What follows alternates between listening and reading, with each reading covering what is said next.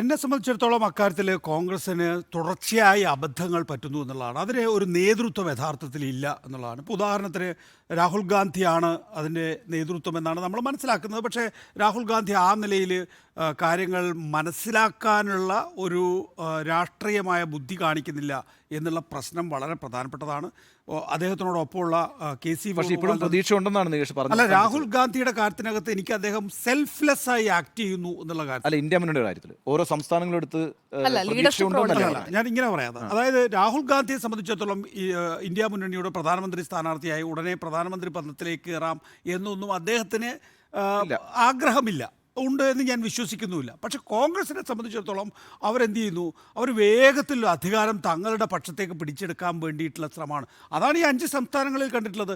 അതാണ് മല്ലികാർജ്ജുൻ ഖാർഗെയുടെ പ്രധാനമന്ത്രി സ്ഥാനത്തേക്ക് മല്ലികാർജ്ജുൻ ഖാർഗെ വരട്ടെ എന്നുള്ളൊരു നിലപാട് തൃണമൂല് മുന്നോട്ട് വെച്ചപ്പോൾ അതൊരു കെണിയാണ് എന്ന് മനസ്സിലാക്കിക്കൊണ്ട് പ്രതികരിക്കാതിരുന്നത് എന്നുള്ളതാണ്. അതേസമയം രാഹുൽ ഗാന്ധി ഇപ്പോൾ ഭാരത് ജോഡോ ന്യായ യാത്രയിലേക്ക് പോകുന്നു. ഞാൻ ആദ്യഘട്ടത്തിൽ തന്നെ ഭാരത് ജോഡോ ന്യായ യാത്ര തുടങ്ങിയ ദിവസം തന്നെ എൻ്റെ നിലപാട് ഞാൻ പറഞ്ഞിരുന്നു, അത് ഈ സമയത്തിൻ്റെ ആവശ്യമേ അല്ല. ഇവിടെ ലെഫ്റ്റിനെ സംബന്ധിച്ചിടത്തോളം അസ്വസ്ഥതയുണ്ടായതുപോലെ തന്നെ മമതാ ബാനർജിയെ സംബന്ധിച്ചിടത്തോളം അസ്വസ്ഥത ഉണ്ടാവുന്നേ.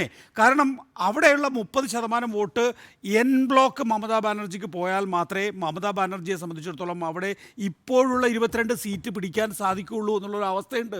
കാരണം ബംഗാളൊക്കെ സാധാരണഗതിയിൽ ഈ ഹിന്ദുത്വ ഐഡിയോളജിയോട് വശംവദമാകുന്ന ഒരു സാഹചര്യമുണ്ട്. ഒരു സോഫ്റ്റ് ഹിന്ദുത്വ സംസ്ഥാനമായി അത് മാറിക്കൊണ്ടിരിക്കുകയാണ്. അപ്പോൾ മമതാ ബാനർജിയുടെ 30% പിടിക്കാൻ വേണ്ടി നിങ്ങൾ ഭാരത് ജോഡോ യാത്ര നടത്തുന്നു എന്നുള്ളൊരവസ്ഥ.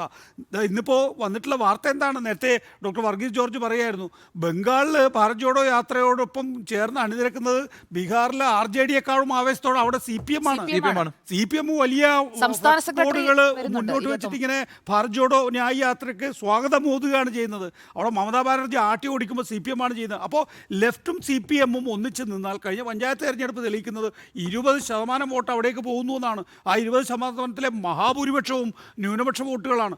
അവിടെ മമതാ ബാനർജിക്ക് അത്രയും ശതമാനം വോട്ടുകൾ നഷ്ടപ്പെടുന്നത് സഹിക്കാനാകില്ല. അതുകൊണ്ടാണ് ഇപ്പോൾ ന്യായ യാത്രക്കെതിരായിട്ടുള്ള അവരുടെ നിലപാട് എന്നുള്ളതാണ്.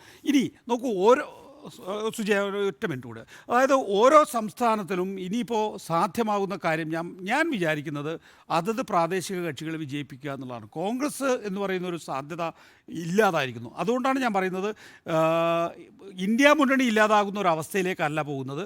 പക്ഷേ അതത് സംസ്ഥാനങ്ങളിലെ പ്രാദേശിക കക്ഷികളെ വിജയിപ്പിച്ച് ആ പ്രാദേശിക കക്ഷികൾ തീരുമാനിക്കുന്ന നിലയിലേക്ക് കാര്യങ്ങൾ പോകുന്നു. ആ പുതിയ തന്ത്രത്തിലേക്ക് കോൺഗ്രസ് വരുമോ എന്ന് നോക്കാം.